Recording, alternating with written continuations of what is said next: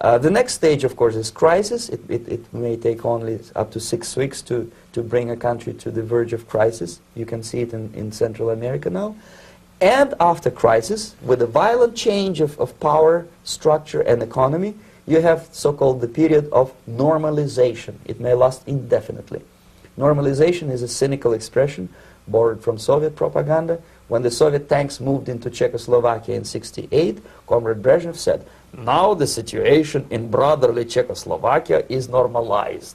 This is what will happen in the United States if you allow all these schmucks to bring the country to crisis, to promise people all kind of goodies and the paradise on earth, to destabilize your economy, to eliminate the principle of free market competition, and to put a big brother government in Washington, D.C., with benevolent dictators like Walter Mondale, who will promise lots of things, never mind whether the promises are fulfillable or not. He will go to Moscow to kiss the bottoms of new generation of Soviet assassins, never mind. He will create false illusions that the situation is under control. Situation is not under control. Situation is disgustingly out of control.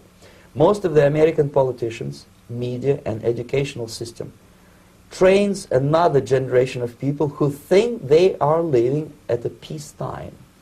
False.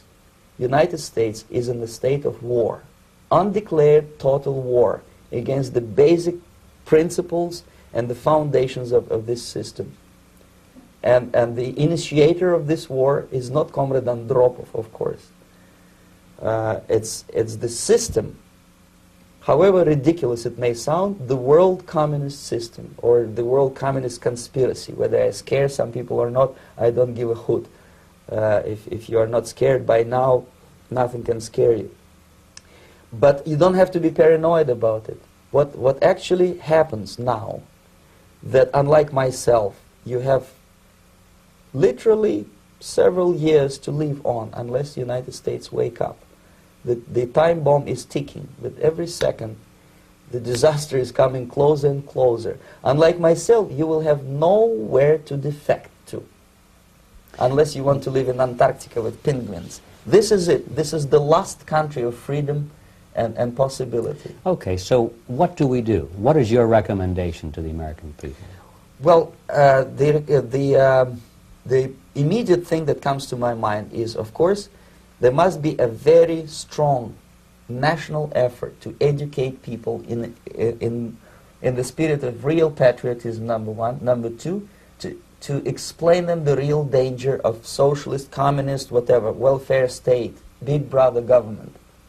If people will fail to grasp the impending danger of that development, nothing ever can help United States. You may kiss goodbye to your freedom, including freedoms to homosexuals, to prison inmate. All this freedom will vanish, evaporate in 5 seconds, including your precious lives.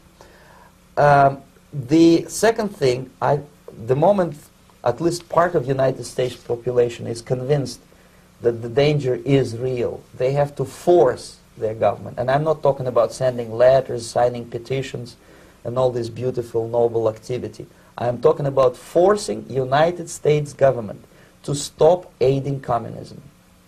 Because there is no other problem more burning and urgent than to stop the Soviet military-industrial complex from destroying whatever is left of the free world.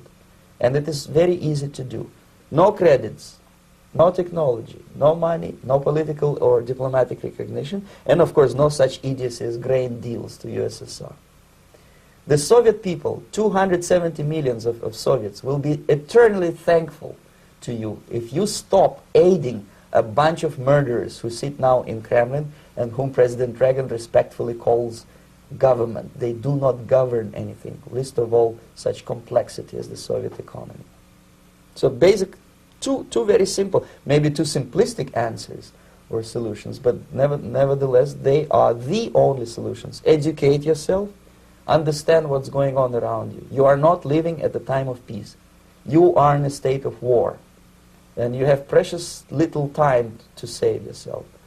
You don't have much time, especially if you are talking about young generation. There's not much time left for convulsions to the beautiful disco music.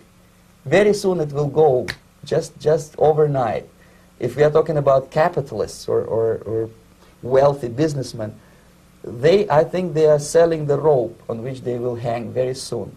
If they don't stop, if they cannot curb their unsettled desire for profit, and if they keep on trading with the monster of the Soviet communism, they are going to hang very soon. And they will pray to be killed, but unfortunately they will be sent to Alaska probably to manage industry of slaves.